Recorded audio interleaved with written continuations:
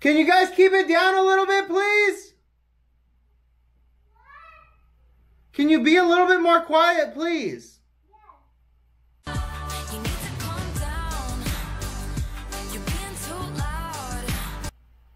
Welcome back, and if this is your first time watching, my name's Brandon, and I sell men's clothing on eBay. This is day 18 of the What Sold series, where I show you my daily eBay sales. At the end of the video, I'll show you also the gross numbers as well as my net profit. But for now, let's go ahead and jump right into those sales. The first sale of the day is a vintage Spider-Man button-up shirt. It's sold in 5 days for $20 plus shipping. I find these all the time at the flea market. I don't want to get too deep into them because the market is a bit saturated, but I do pick them up when I can get them for low enough price, or at least a handful of them, and then sell through them, and then maybe I'll pick up a few more next time. Sale number 2 was a Wrangler Pearl Snap shirt. It sold in 4 days for a best offer of $25 plus shipping. What you want to look for in these Wrangler Pearl Snaps are the more unique ones. This one had a bunch of horses on the front of it and a little bit of like this weird tie-dye pattern, so definitely good enough to pick up. Sale number 3 was a Levi's flannel shirt. It sold in about 6 months for $14 plus shipping.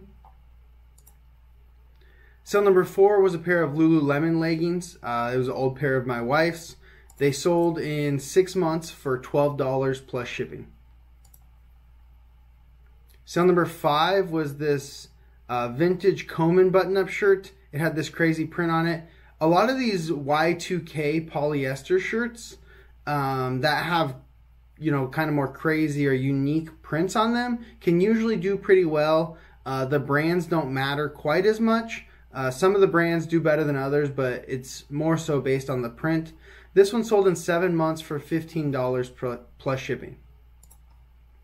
Sale number 6 was this Eddie Bauer Anorak jacket. It took about 3 months to sell and it sold for $20 plus shipping. Sale number 7 was a North Face Extreme Gear jacket. It was a women's, it was in the men's section, that's why it's here. And I sold it in 3 days for a best offer of $25 plus shipping. It did have quite a few flaws on it, or else I would have sold it for a bit more. Sale number 8 was a Los Angeles Lakers championship t-shirt in a great size, 3XL tall. It took about a month and a half to sell for full price, $20 plus shipping.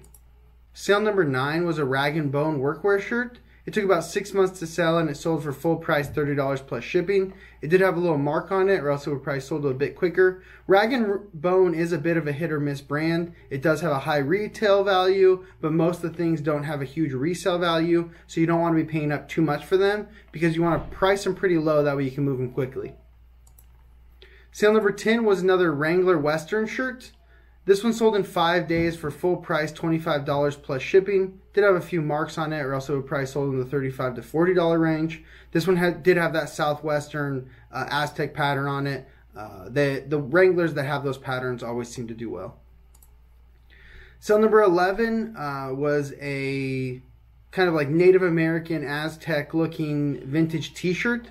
It took 4 years to sell and it sold for $5 plus shipping. This one is one of those of my 50 oldest items that I recently relisted, so I'm just happy to sell it. Sale number 12 was a Stussy sweatshirt. It wasn't a men's small. It took 3 days to sell and I sold it for a best offer of $22 plus shipping. I love selling the brand Stussy. I also love wearing the brand Stussy. It's just an awesome brand. Sale number 13 was a Levi's button-up shirt. This one was a linen blend. It took about 2 months to sell and it sold for a best offer of $12 plus shipping. Sale number 14 was another one of my 50 oldest items that I recently relisted. It was a vintage BMW polo shirt.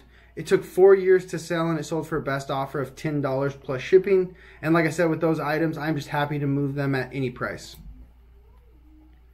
Sale number 15 was a Playboy Pac Sun t-shirt. It took 8 days to sell and it sold for $9 plus shipping. It did have some like cracking or weird things going on with the graphics, so I'm just happy to move it. Sale number 16 was a Levi's denim shirt. It was a snap button one. I love selling these. They always sell super quick and for a decent amount. It took about 6 days to sell, and it sold for full price, $25 plus shipping. Sale number 17 was another one of those Spider-Man button-up shirts that I was talking about earlier. This one wasn't a men's small, so not the best size, but most of these do actually have quite a bit oversized fit, so this probably fit like a medium or a large. Anyways, it took 5 days to sell, and it sold for $20 plus shipping. Sale number 18, and the last sale of the day, was a Columbia fishing shirt. It took about 4 months to sell, and I took a best offer of $9 plus shipping.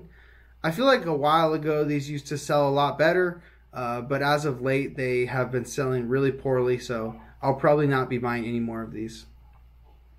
That's it for the sales, so let's go ahead and jump into those numbers. On September 18th, we sold 18 items for a total of $464.34, giving us an average sale price of $25.80. That is pretty low, but we did sell quite a few older items, so it makes sense. The selling costs are always inaccurate, so let me give you guys what they really are. The total selling costs were $170.16. The breakdown for that is $55.80 of eBay final value fees, $102.62 for shipping labels, and $11.74 for promoted listing fees. 9 of my 18 sales, so half of them came via promoted listings. Like I say, I am happy to pay that extra 12 bucks to get those 9 sales. So if we take away our selling fees and the taxes and fees collected by eBay, that'll give us a net sales here of $263.41. We still need to take away our cost of goods, which is an average of $10.55 per item. Today, days like today, it kind of sucks to use such a high average, just because a lot of the items that sold today were lower end items that I've probably had for a while or paid less for, but that's just how it is when you're doing averages. So that comes out to $189.90 just for our cost of goods, giving us an actual net profit of only $73.51. Lower than I like, lower than my average, but still better than nothing, so I'll take it. That's all I have for you guys today. Thanks so much for watching. I'll see you tomorrow for day 19 of the What Sold series. Peace.